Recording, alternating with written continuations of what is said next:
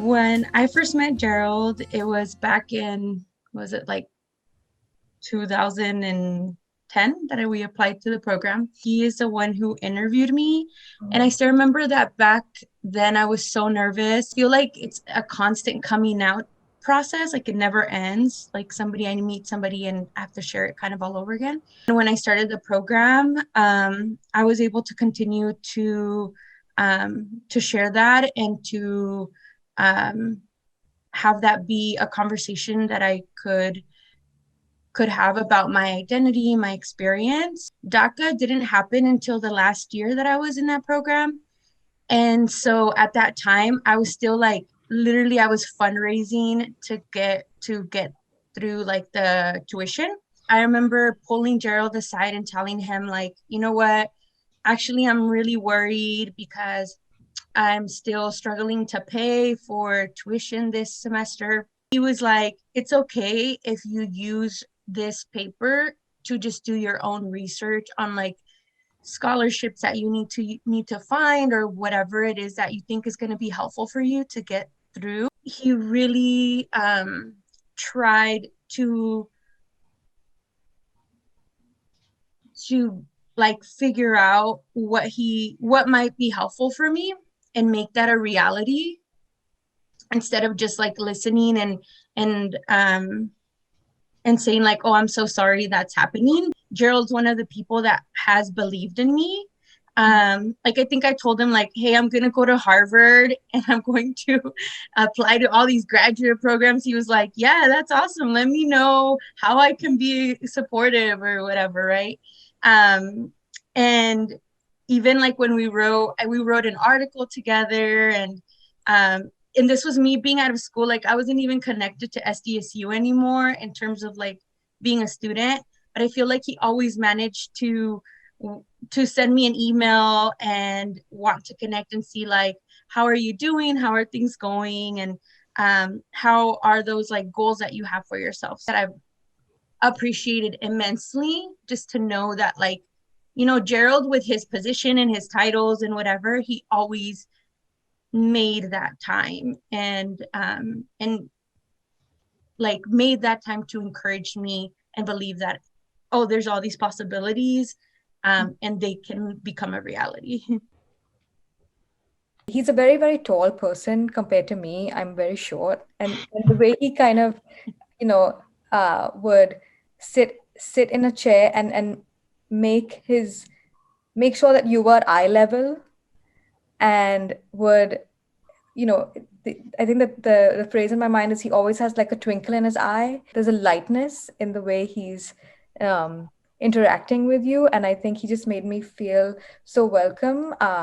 It was the first time that I was living so far away from my family. And I think, especially for me and the other international students, he made it a point that we felt a sense of community at SDSU. Gerald has always represented the realm of possibility, I think, and the realm of possibility and the realm of action, right? He's always thinking about, so what are you going to do, and that all of these things are possible for you to do. I actually have a video of him interviewing me, doing a live narrative interview, and I recall that interview as being a major catalyst in me deciding to go ahead and do a PhD program. So I think like, you know, he's always trafficking in possibility and action. What about you, Naveed? When I came into the program, I just was uh, pretty, wide-eyed, curious, didn't know much about, my expectations were limited and there was a clear ceiling of the work possible. I remember there was like things I didn't know about the world that I was wondering about, and I'd like crudely ask them crude questions. His intervention not only like had me be in a reflexive position and accountability, but also like allowed for connection with you, and a connection that I'm grateful for to this day. Something that really shapes my teaching now is that I want students to have, like, to bravely, courageously ask something stupid, knowing that I can be there to like do what Gerald did in that moment. I think we can all resonate with a sense of like warmth or trust in our relationship with Gerald, despite the statuses, he held in our minds, well, and in society. and in the work. How can we take the realm of possibility and make it real? And like, I'm teaching now. I'm in a supervisory role right now. I'm in like relationships with people in the field that I really cherish and I'm grateful for. And I've found myself in a community in a way that I really prefer.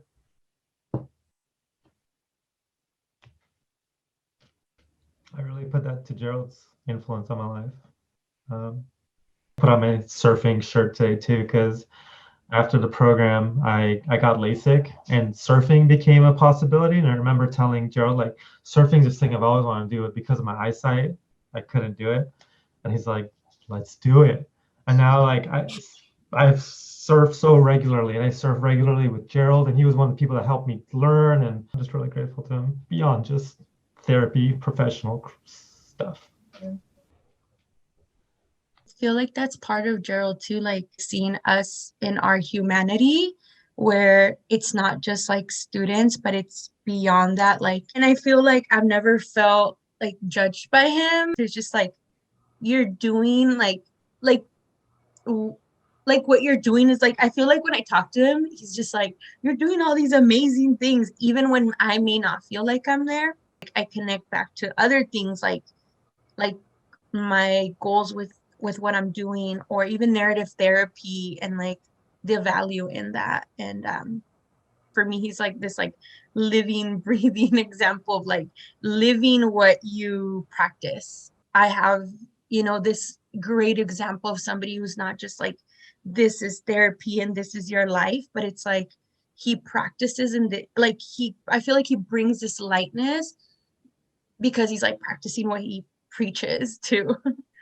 So The quality of his attention is coming to my mind. His whole being is with you when you're in a conversation. He has that gift, and is giving with that gift, which is so incredible. We met him in this academic context, but like he's become so much more than that in our lives. Our relationships are nourished by his. Like there's like a playful seriousness in the work that I really always really appreciated. Feel this piece in my relationships with you too, that we can be playful while attending to the serious. And I just really, that feels just like nourishing to the work that I do. And I think I have Gerald to thank for access to that possibility. it's not something that I will ever forget. Like I still to this day am in spaces where I carry those conversations and those moments that I had with Gerald and my cohort, and and they really help me in moments where I need to maybe stand like tall and be in my power. That time that we had with him, it's like it goes beyond the program. Like it's going to be influential to me forever. I often carry the question like, what would Gerald do in this moment? Whether it's clients, uh, university politics, broader community context, my relationship with my daughter. To use what the kids say, he lives in my head rent free. One of the lessons I always carry about Gerald is just how to think through problems. For most people, it's only about like getting some kind of end goal, but I think he's given me a way to think about problem solving in a very, very relationally oriented way. One of the biggest things I've learned from Gerald around my relationship to theory and my work is like a real carefulness with fundamentalism. Like that this is the way this should look, or this is the way that should look. There's ways that white supremacy, especially as, I don't know, the three of us in the ways that we're uniquely oriented in this work, like working with like Western philosophies and like theories shaped by white men ultimately, that like we can access these ideas and find them useful and practice them with populations in a useful manner while being careful about and accountable to their histories. Without that caution to fundamentalism that Gerald offered me, it would have been really easy to get into this is the right way or the wrong way of practicing theory or narrative. And I'm eternally grateful to him for that. We love you, Gerald. Thank you. Love you, Gerald. To say that. Maybe we should all do "We love you, Gerald" on three. 1, 2, 3. We We love love you, you, Gerald. Gerald.